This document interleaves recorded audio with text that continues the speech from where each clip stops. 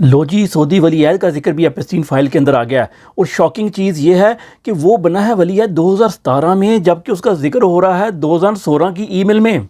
और इससे भी इंटरेस्टिंग चीज़ यह है कि जब एमबीएस ने 2019 में विजन 2030 लॉन्च किया, जिसके तहत नियॉन सिटी वगैरह बननी है, उससे पहले एप्स्टीन किसी के ज़रिए उसको ऑफ़र दे रहा है। 4 ऑफरें हैं और ये वो टाइम है जब एप्स्टीन के ऊपर सेक्स ऑफेंडर का चार्जेस लग चुके हुए हैं, साबित हो चुका हुआ है। उसमें वो ऑफ़र कर रहा है कि ये जो फंड है आपका सऊदी अरब का PIF, पब्लिक इन्वेस्टमेंट फंड, जो $1 ट्रिलियन से 1000 अरब डॉलर से बड़ा फंड है सऊदी अरब का, जिसके तहत ये सारी चीज़ें 2030 तक बननी है, उस फंड का मुझे हेड बनाएं, मेरे कंट्रोल में सारा कुछ करें। मैं पहले साल कोई पे नहीं लूँगा, लेकिन उसके बाद आपकी मर्ज़ी, जितने मर्ज़ी अरब डॉलर मुझे आप दे दें।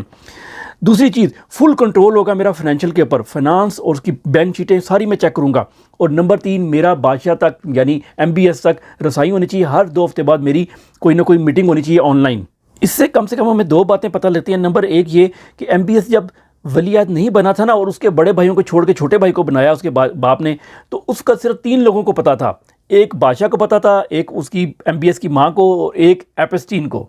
और दूसरी चीज़, ये जो विजन 2030 है ना, जिसके तहत सऊदी अरब में ये नियॉन सिटी और गाने बजाने और डिस्को शिस्को, ये सारा कुछ याशियाँ चल रही हैं, ये ज़ायनिस्ट आइडिया था। और तीसरी चीज़ बोनस में ले लें कि इसका मतलब है एप्स्टीन को पता था कि वो सेक्स ऑफेंडर के तौर पे कन्विक्ट हो गया, लेकिन उसको सज़ा नहीं होगी। अगर सज़ा होगी तो निकाल लिया जाएगा। और कल से एक वीडियो, एक तस्वीर घूम रही है इंटरनेट के ऊपर, जिसमें एप्स्टीन को दिखाया गया है कि वो यरूशलेम के अंदर, इसराइल के अंदर फिर रहा है सिक्योरिटी गार्ड के अंदर, जिसमें उसने दाढ़ी शाड़ी बढ़ा ली हुई है। हु नोज़, जहाँ इन्होंने इतने लोगों की बलि चढ़ाई है कि अपनी जगह किसी और की बलि चढ़ा दी और ख़ुद निकल गया हो। और वही 7-8 घंटे की कहा जा रहा है कि जिसमें इसने खुदकुशी किया, वो वीडियो जो है वो मिसिंग है। बाकी सारी CCTV की रिकॉर्डिंग मौजूद है।